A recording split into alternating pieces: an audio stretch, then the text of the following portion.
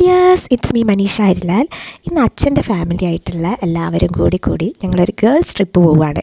അപ്പോൾ ഞങ്ങൾ യാത്ര പറഞ്ഞ സീനാട്ടോ നിങ്ങൾ കണ്ടത്. അപ്പോൾ ഞങ്ങളിന്ന് നല്ല എക്സൈറ്റഡ് ആയിട്ട് ടൂറിൽ പോവുകയാണ്. ഇന്ന് ഞങ്ങൾ പോകാൻ പോകുന്നത് കോട്ടക്കുന്നിലേക്കാണ്. തിരിച്ചു വരുമ്പോൾ ചിലപ്പോൾ മിനിയൂട്ടി കയറാനും ചാൻസ് ഉണ്ട്. അപ്പോൾ ഇന്നത്തെ വിശേഷങ്ങൾ കാണാം. ഞങ്ങളുടെ ഫാമിലിയിൽ നിന്ന് 3 പേരാണ് പോകുന്നത്. ഇതിൻ്റെ അമ്മയും എൻ്റെ അച്ഛൻ്റെ പെങ്ങളായ അമ്മായിയുമാണ് കേട്ടോ. ട്രിപ്പ് ഓണാവുകയാണ്. അപ്പോൾ ഇതാണ് ഞങ്ങളെ ഫാമിലിയിലെ കുറച്ച് പേര്. ഫസ്റ്റ് ടൈം ആയതുകൊണ്ട് തന്നെ ഞങ്ങളെല്ലാവരും ത്രില്ലിലാണ്. പിന്നെ അഖിലേട്ടൻ്റെ വണ്ടിയിലാണ് ഞങ്ങൾ പോകുന്നത്. പിന്നെ എല്ലാവരും വളവിലേക്ക് വന്ന് വളവെന്നാണ് ഞങ്ങൾ സ്റ്റാർട്ട് ചെയ്തത്. ഇപ്പം കണ്ടത് ഞങ്ങളെ വലിയച്ഛനാണ്, ലേഖ വലിയച്ഛൻ. എല്ലാവരും കറക്റ്റ് ടൈമിൽ എത്തിയോണ്ട് തന്നെ ഞങ്ങൾ 11 o'clock തന്നെ സ്റ്റാർട്ട് ചെയ്തു. ഞങ്ങൾ മൊത്തം നോക്കുകയാണെങ്കിൽ 5 അച്ചച്ചന്മാരുടെ കുടുംബമാണ് ഈ കാണുന്നത്. അതിൽ അച്ചമ്മമാരുണ്ട്, ഓരോ മക്കളുണ്ട്, മരിയക്കളുണ്ട്, ഓരോ കുട്ടികളുണ്ട്.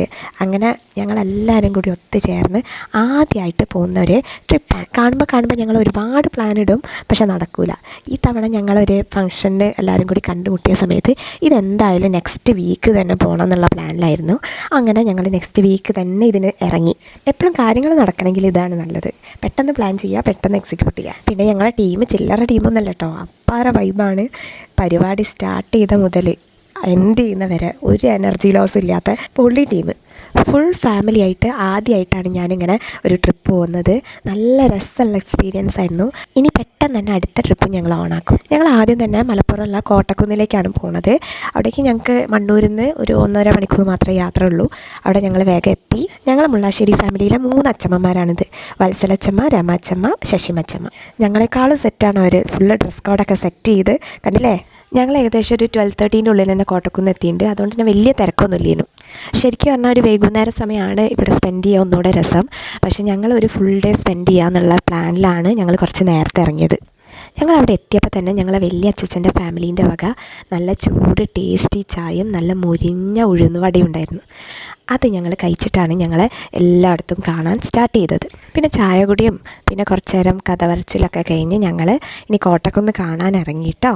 മലപ്പുറം ജില്ലയിലെ ഒരു അട്രാക്റ്റീവ് ടൂറിസ്റ്റ് ഡെസ്റ്റിനേഷൻ തന്നെയാണ് കോട്ടക്കുന്ന്. നമുക്കൊരു ഫാമിലി ആയിട്ട് ഒരു വീക്കെൻഡിലോ കുറച്ച് സമയം സ്പെൻഡ് ചെയ്യാനും പിന്നെ കുറച്ച് റൈഡുകളൊക്കെ എക്സ്പ്ലോർ ചെയ്യാൻ പറ്റുന്ന നല്ലൊരു അടിപൊളി സ്ഥലം തന്നെയാണ് കോട്ടക്കുന്ന്. കുട്ടികളൊക്കെ ആയിട്ട് വരുന്ന ആൾക്കാരാണെന്നുണ്ടെങ്കിൽ കുറച്ചുകൂടെ രസമായിരിക്കും. കാരണം കുട്ടികളെ റൈഡുകളൊക്കെയാണ് കുറച്ച് കൂടുതലുള്ളത്. ആദ്യം തന്നെ കയറിയ സെക്ഷനിൽ 100 രൂപയാണ് ഒരാൾക്ക്.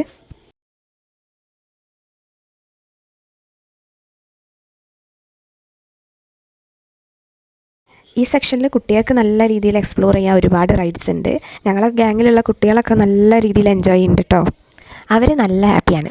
അവർ സെറ്റാക്കിയ ശേഷം പിന്നെ ഞങ്ങൾ ഇറങ്ങി കളത്തിലേക്ക്. ഞങ്ങൾക്ക് കാര്യമായിട്ട് 2 റൈഡുകളായിരുന്നു അവിടെ മെയിനായിട്ടുള്ളത്.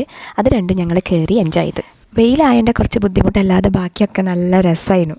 ഈ ട്രെയിന് പിന്നെ ഞങ്ങൾക്ക് കയറാൻ പറ്റിയില്ല. പകുതി വഴിയായപ്പോഴത്തേക്ക് ഞങ്ങളെ ഗ്യാങ് അതിൻ്റെ പാളം തെറ്റിച്ച്. ഞങ്ങൾ ഈ ബസ്സിൽ കയറി ഇരിക്കുകയല്ലാതെ ഞങ്ങൾ ഒരു സമയം കഴിഞ്ഞപ്പോൾ ഇറക്കി വിട്ട്.